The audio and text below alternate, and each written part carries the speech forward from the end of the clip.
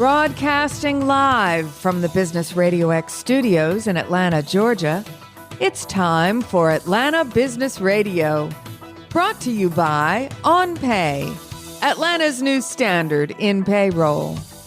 Now, here's your host.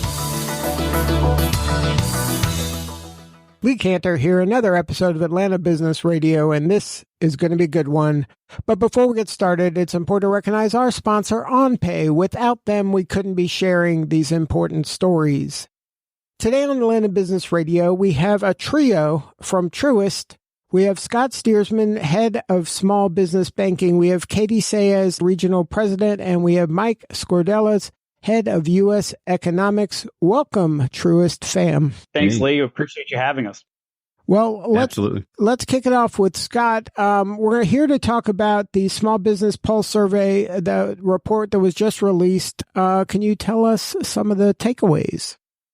Yeah. Again, Lee, thanks for having us on today. And just for background, we conduct a Truist an annual survey every year that gives us insights on how our small business owners are feeling, the challenges they're facing, and just overall small business sentiment and what's on their minds. And that insight allows us to really determine how we can best support our small businesses. So similar to prior years, what we saw is financial and economic concerns remain top of mind for our small business owners.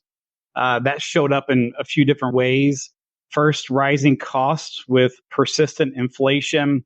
We saw economic uncertainty as rates have been higher for longer, which is impacting the small business cash flow. And then on the related to growth, top of mind is just finding new customers has mainly been in focus. So as you're thinking about how do we offset these rising costs and economic uncertainty, there's also a focus of our small business owners on how they can really attract and grow their client base. And so while that optimism that we've seen decreased from prior years, on the whole, though, what we saw is that while there's concern about the macroeconomic environment, small business owners we see continue to be resilient and are still more positive about the future of their own business. So being able to control what they can control. And the way that they're being able to do that is investing in technology and then, as I said before, expanding into new markets as they're thinking about that growth mindset. And so, Mike, maybe you can talk a little bit about the macroeconomic environment and how that overall in general for the regional and Atlanta is also impacting the sentiment. Absolutely. Thanks, Scott. So I think there's a couple of things that stuck out to me from the survey. Not the least of which is, and you hit several of them, Scott, is the ongoing inflation and stress that business owners are feeling. Those kind of do mirror some of the things that are going on nationally. That said, that optimism of what's going on for the survey respondents absolutely reflect what's going on in the Southeast. So the Southeast is growing faster than the overall U.S. economy. And then you zoom in a little further into Atlanta, and Atlanta is growing faster than the region and the state.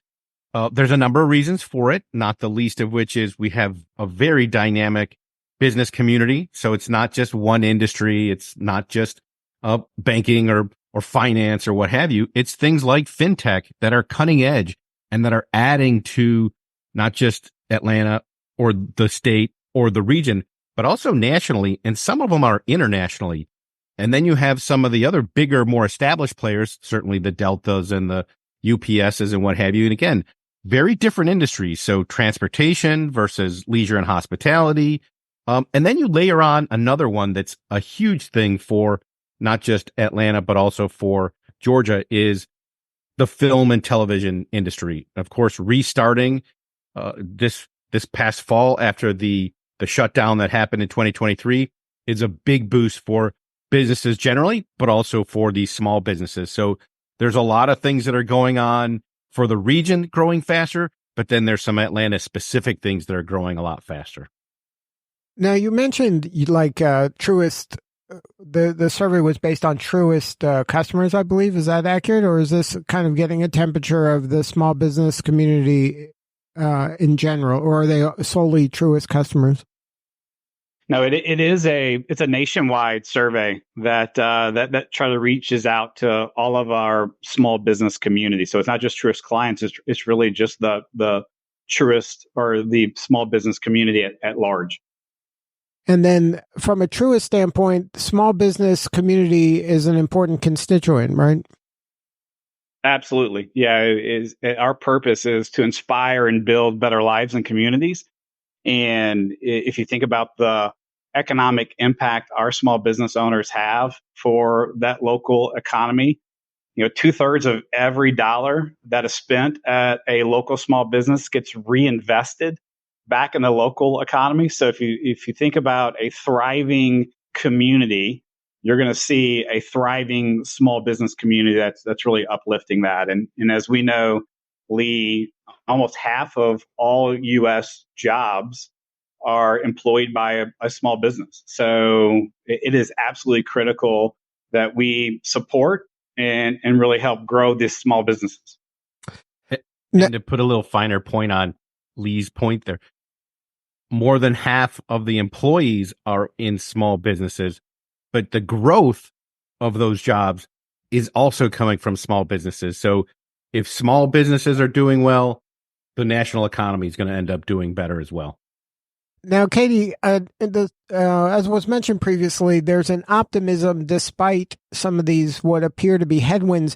Is that just kind of human nature that individually people think people are doing, individually I'm doing okay, but my neighbor not so much? Is that just how humans operate? Like they can see themselves clearly and maybe they're pessimistic about the world around themselves? Yeah, I think that's a good point, Lee. I think most business owners, small business owners, have such immense pride in their business and what they've built. And so there's a natural bias to have optimism about what is possible within your own business. I mean, you see the inside, you understand the customer base, you understand what your employees are dealing with on a daily basis. You are running that business from the moment you wake up in the morning to when you go to bed at night. So you are personally invested in the success of that business and the future of your customers and your employees. So yes, there's going to be that bias and optimism. I think there's something special about being a business owner here in Atlanta. Atlanta's a great place to do business. There's over 6 million people who call Atlanta home. We're number 3 in the United States for population growth. We're the number 1 most livable city in the United States. We're also the number 5 moving destination in the country. So that explains a lot of the optimism too. People choose to be here in Atlanta, to live here, to work here, to have fun here. There's a food, arts, and music culture that makes Atlanta really special. And Scott said this earlier, small businesses really have, I think, an extra enhanced chance to thrive here. And we saw that in the survey. Small businesses here in Atlanta are over-investing in their sales and marketing efforts to grow business profitability and take advantage of that growing and evolving Atlanta, business and consumer base. And by the way, this Atlanta-centric optimism is the same result that we saw in last year's survey. As you know, we do the survey on an annual basis. Atlanta continues to outperform compared to other regions, even within the Southeast. And we saw that in the optimism of business owners too. Now, I'm fortunate that all I do is interview business owners. So that's all I talk to every day. I've been doing this for close to 20 years. So I too sense it's always a good day. When you have a business, sure, there's frustrations, but at least when you're talking to me, you have a happy face on and you're proud and there's things to be optimistic about. I interview people all over the country, and Atlanta and Georgia tend to have a different, I believe, secret sauce. And I believe collaboration is part of that secret sauce. I think the diversity of the economy that you mentioned earlier is part of the secret sauce. The fact that we have, a world-class port, a world-class airport, universities, that all that infrastructure makes it, Georgia specifically, a very good place to do business in a wide variety of industries. And because of that, that gives us some protection if there is a downturn in one of those industries. Invariably, two other ones are doing fine. How does Truist play in this ecosystem when it comes to this level of collaboration and the ability to work with entrepreneurs? Because when I got here 25, 30 years ago, Georgia was more of a real estate town, and now it's more of a technology town, and there's a ton of startups now. The investment dollars are kind of moving a little differently than they were, 2 decades ago. Look, Atlanta has seen a lot of changes over the last few years, both on the political landscape and on the economic landscape. And let's not forget the memory of the impact of the Great Recession here in Georgia over the past 4 or 5 years coming out of the pandemic. Most of our clients have shared with us that we always live in this sense of unknown, like what will the unknown future look like and what will the impact be on their business? And what are those key drivers that will help, change how they do business? We saw in the survey, there's a lot of data around the impact of rising cost and inflation. As we talked about, Atlanta continues to be a thriving economy. We have, significant investments that are being made across the entire state. And yes, we have tremendous levels of support coming from, our government partners. I think Georgia is a great example of the power of public and private partnerships and what they can do for economic development and supporting large corporate development here in Georgia, but also small business creation here in Georgia. So I think, all of that contributes to this thriving economies. Most of the businesses that we work with are continuing to focus on how do I grow top line revenue while protecting margins, because margins are very much, under pressure right now with the rising costs, not just, cost of the goods that you're selling, but the cost of labor and access to labor and talent. So some of our clients have a bit more of an ability to absorb those rising costs by passing on those increases to their customers. But that's something that our clients have been navigating ever since the pandemic. I think one of the things that is special about being here in Atlanta, I mentioned just the challenges that we continue to hear from our client base around access to talent. So we know Atlanta is a highly competitive market. It's moving quickly, and being able to be proactive with both labor and talent is really, a competitive advantage that small businesses have. Atlanta is a strong market for talent, especially in the specialized industries that you mentioned, technology, payment. Payment, this was the place to be if you're in the payments industry. And healthcare, we have a very robust and broad healthcare network across the state. But unfortunately, there is a shortage of those specialized workers. But we have access to a very robust higher education system here in Georgia, and that is our competitive advantage, and that serves small businesses well. Each year, we see graduates coming out of the University of Georgia and Georgia Tech and Emory and Kennesaw State and Georgia State University, Agnes Scott, all of whom are choosing to graduate and stay here in Atlanta and start their careers. So I think that's a great testament to, the thriving industries that we see across the state, but also the desire of young professionals to make Atlanta home. Now, how does Truist play in this ecosystem, though? What's Truist doing other than, putting their name on a stadium? What are they doing to help that small business person grow? Because, it's good for Truist to advertise everywhere, but how does that trickle down to the small business owner to help them kind of get the resources they need to get to the next level? Well, look, we strive to meet business owners wherever they are in the life cycle of their business and then provide the solution, the advice, the partnership, and the support that they need to run their business. We believe that your banking partner should be accretive to your business and not create additional stress or something additional to worry about. When you know that you have a banking partner who's available and who stands ready to provide ideas and advice, and that's dependable in times of uncertainty. Certainly over the last year would be a great example of that. That's stress reducing. So, we really focus on, understanding where a business is in a life cycle of that business, because we know, our bankers work with, hundreds of different clients, throughout the year. And we know that the needs are different depending on where you are in your life cycle. If you are in growth mode, your cash flow is generally positive, and you're looking to maintain a profitable, status quo. You're looking for resources for growth, versus a company who might be more established and or perhaps looking to transition to exit the business or reinvent the company, or make a transformative investment. The needs of that business are going to be a little bit different. And I think that's where we play a role, is to have the right dialogue, engage, and then bring forth ideas and solutions. One thing that we pride ourselves on here at Truist is, we are local. We are here. We partner with businesses here in this community.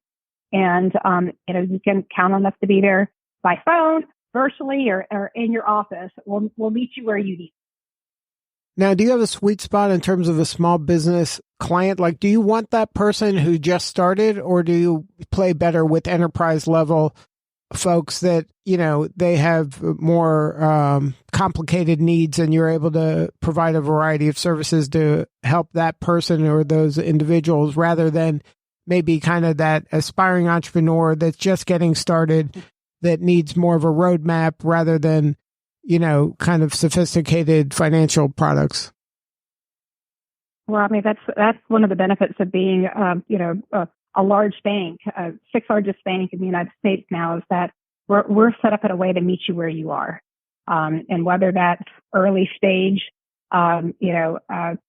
really emphasis on establishing your target market and making sure that, you're early in creating that business, or you're in an active growth mode, or really you're just doing some organic growth. We have resources and people in different parts of the organization that stand ready to support no matter where you are in that life cycle. Yeah, I just to add on to that, Katie's exactly right. I think, Lee, what's special about this is, whether you're just starting your business, whether you're expanding and growing or transitioning, we have the capabilities no matter where you are in that life cycle. So here in Atlanta, you've got a branch that's close to you. So if you prefer to go in and see someone in a branch, we have a branch leader that's very capable about helping you in your small business. If you prefer digital capabilities, we have a team of virtual bankers that you can go to our site, schedule an appointment. You don't have to leave your business. You can meet one-on-one with that small business banker. We have digital capabilities to be able to help you self-serve, a team of call center that specialize in small business. So no matter where you are in your life cycle, whether you're, like I said, just starting out, or you're transitioning in the commercial space where Katie's got a dedicated team of commercial bankers that specialize in larger businesses, no matter where you are, we have the skills and capabilities to be able to serve those businesses. Now, what advice would you give a business owner who maybe doesn't have that personal relationship that you're describing with their banker right now? What are some questions they should be asking their banker if number one, they don't know their name? That's probably a red flag. But how do you build a relationship that's fruitful for the business owner and the banker?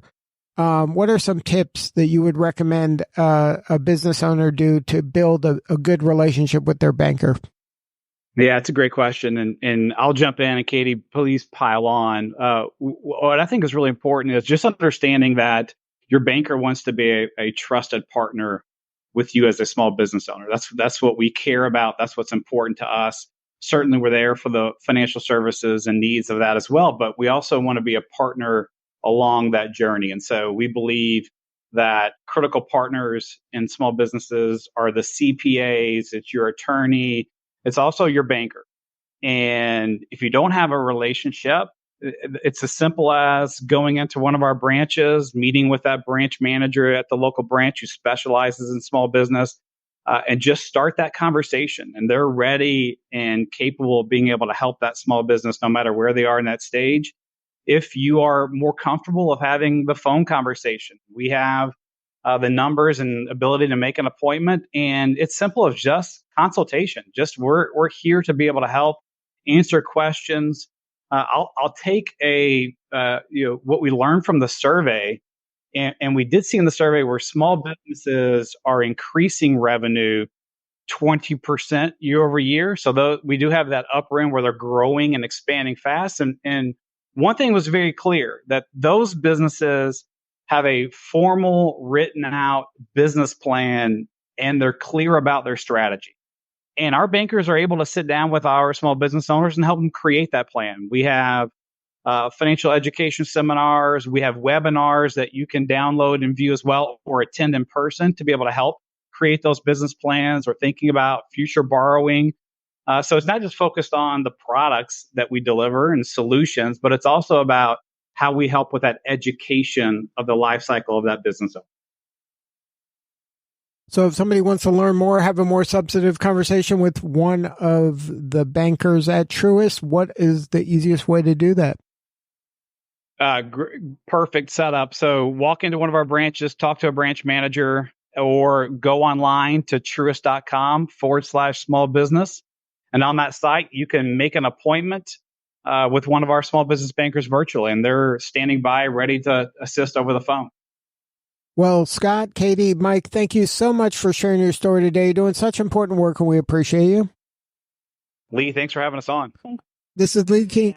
All right, this is Lee Kantor. We'll see you all next time on Atlanta Business Radio.